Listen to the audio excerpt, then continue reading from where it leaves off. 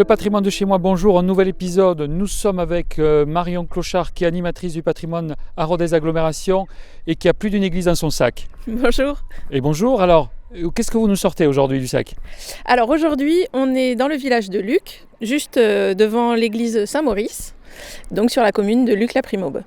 Alors qu'est-ce qu'elle a de particulier cette église? Moi, de prime abord comme ça, en regardant cette pierre, ce grès, je dirais que c'est du 15e. Effectivement, pour une partie, on a des parties du 15e siècle. C'est parce que j'ai regardé avant. Et on a une église ensuite qui va être agrandie, comme j'ai envie de dire comme d'habitude, au 19e siècle.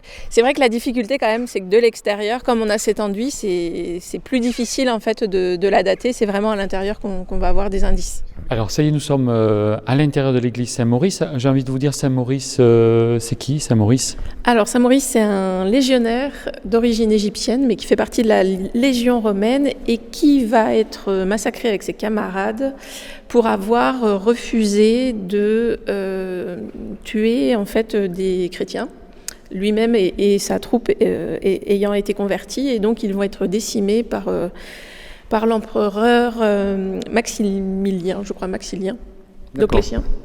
Voilà, donc en fait c'est un martyr, un légionnaire romain martyr. Et qui vient son nom arrive ici jusqu'à Luc. Son nom arrive jusqu'à Luc. On a d'ailleurs un lieu-dit qui s'appelle Saint-Maurice juste avant d'arriver à Luc. Mais le pourquoi du choix de ce vocable, comment ce Saint-Maurice est arrivé jusqu'ici... Je sens que vous ne saurez pas. Eh bien voilà, je ne sais pas. Eh bien moi non plus, d'accord. Il y a un lien aussi avec un château, on m'a dit. Tout à fait. En fait, on avait une église qui au départ avait la forme d'une croix latine, donc avec un transept qui se trouvait ici. Et l'église était irrégulière puisque le chœur était adjoint d'une chapelle, la chapelle qu'on dit de Planès, puisqu'elle était donc financée par la famille propriétaire du château. Donc les descendants de cette famille se faisaient enterrer dans cette chapelle. On peut aller la voir? Oui. Alors, parce que je vois qu'il y a il y a une piéta qui est magnifique. Une piéta qui évoque un peu dans sa forme la piéta que l'on avait vue à Saint-Martin-de-Limouse. Alors quelque chose d'un peu plus rigide quand même, notamment dans le corps du Christ. Moi je trouve que ce qui est beau, c'est l'émotion qui passe que par les mains. La main de la mère et de son fils, et elle tient donc dessous, elle soutient la tête de son fils. Je trouve que donc ce travail juste émotionnel de ces mains qui se touchent est fort. Sur le transept, ce qui était le transept, on a retrouvé donc dans les années 30, puisqu'il y a eu donc des travaux dans les années 1890, mais aussi des travaux dans les années 1930, où on va en fait ouvrir le transept. On a là en fait un arc qui est assez récent dans sa facture, et en fait on avait un mur là. Donc ça a été ouvert uniquement dans les années 30. Moi je vous dirais que toutes ces transformations, je ne les vois pas. Donc je ne sais pas comment ils sont arrivés à intégrer le 19e dans le 15e. Mais c'est tout l'art de ces architectes de la fin du 19e siècle, de savoir agrandir les édifices en étant tout à fait respectueux de leur architecture et d'avoir quelque chose qui n'agresse pas l'œil en fait. Alors si on regarde bien, on voit les différences dans la forme des arcs, mais c'est vrai que c'est vraiment un travail remarquable d'architecture que de savoir respecter le lieu dans lequel on officie. Alors ces peintures, Marion, peut-être en quelques mots?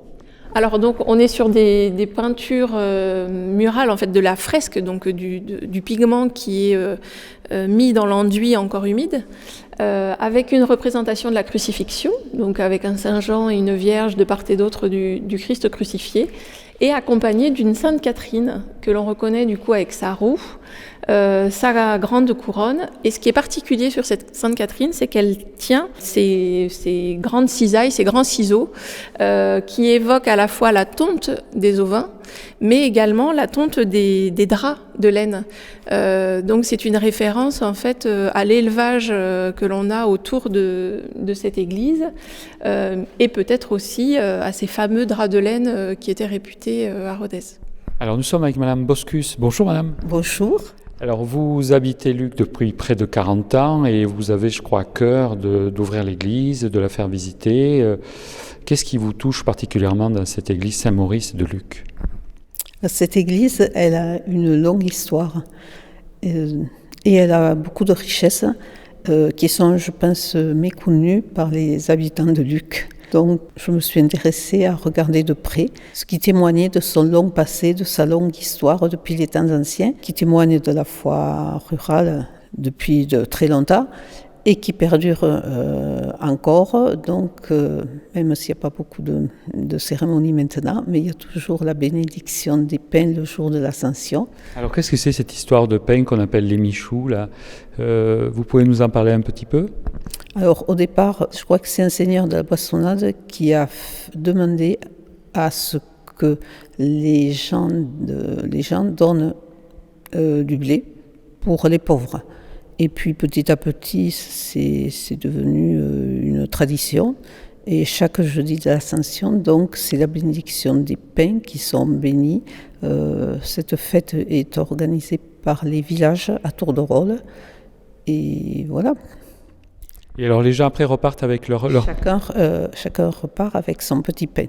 Et on le garde précieusement. Est-ce que j'ai pas lu quelque part qu'on... Certaines traditions perdurent, comme quoi ils protègent de la grêle, d'autres le mangent. D'accord. Vérifier. Marion, moi je suis toujours impressionné de tout ce que vous savez. Comment vous avez... Racontez-moi comment. Est-ce que déjà quand vous aviez 8 ans, vous commenciez à travailler? Moi je voudrais savoir pourquoi vous en êtes là et comment j'en suis resté là. En fait, moi, c'est peut-être des gens qui font le même métier que nous aujourd'hui, qui m'ont accompagnée dans ma ville natale.